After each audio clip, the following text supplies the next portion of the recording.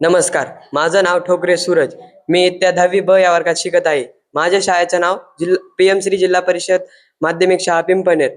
तर आम्ही स्वदेशी पासवर्ड बॉक्स हा प्रयोग बनवला आहे. तर आम्ही एकूण 4 जणांनी सहभाग घेतला आहे. तर याचं नाव आहे भोसले स्वप्नील, याचं नरवडे धनंजय आणि याचं सौरभ सातपुते. आमच्या प्रयोगाची समस्या आहे की दुर्गम भागातील सैनिकांना एका ठिकाणाहून दुसऱ्या ठिकाणी माहिती गोपनीय ठेवून पाठवली जाते व ही माहिती गोपनीय राहते. सैनिकांना जर एका जागेवर जंगलामध्ये ते हरवले असता त्यांना आमचा प्रयोग ओपन करून त्याच्यामधील नकाशा पाहून ते पुढे जाऊ शकतात, आपल्या कॅम्पवर जाऊ शकतात.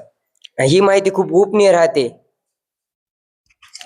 तर आमचा हा स्वदेशी पासवर्ड बॉक्स तयार करण्यासाठी चेन, बझर, स्टिकर, बॅटरी, लोखंडी साचा इत्यादीचा उपयोग केला जातो. आमच्या प्रयोगाचे नाव आहे स्वदेशी पासवर्ड बॉक्स. तर आम्ही याला बनवण्यासाठी चेन, वायर, बझर, बॅटरी, लोखंडी साचा याचा उपयोग केला आहे. याचा पासवर्ड असा चुकीचा पासवर्ड टाकल्यावर हा ओपन होत नाही. चुकीचा पासवर्ड टाकल्यावर ओपन होत नाही आणि चुकीचा पासवर्ड टाकला की ह्याचा बझर वाजतो.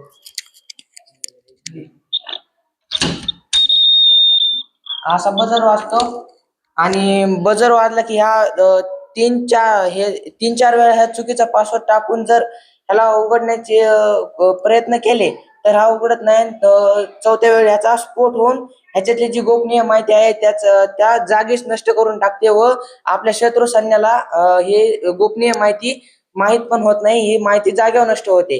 तर हा पासवर्ड बॉक्स आम्ही दुर्गम भागात कार्यरत असणाऱ्या सैनिकांसाठी बनवलेला आहे. ह्याचा पासवर्ड फक्त संबंधित सैनिकांनाच माहीत असणार. हा शत्रू सैन्याच्या हाती जरी लागला तरी आपल्या भारतीय सैन्याची जी गोपनीय माहिती आहे ती त्यांना माहिती होणार नाही. जर शत्रू सैन्याने हे ओपन करून दाखवतो ह्याचा पासवर्ड.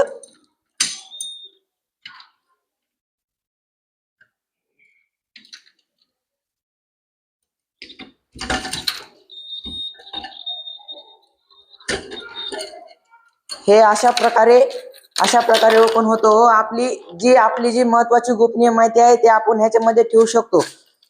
हे आम्ही ह्याच्यामध्ये भारताचे व आपले जे कॅम्प आहे आपलं तर त्याचे नकाशे, आपली गोपनीय माहिती, ते सगळे कागदपत्रे आपण ह्याच्यामध्ये ठेवलेले आहेत. हे असे असतात. तर हे आपण परत ह्याच्यामध्ये असं फोल्ड करून ह्याच्यामध्ये असं ठेवायचे आणि परत आपण हे असं लॉक पण करू शकतो.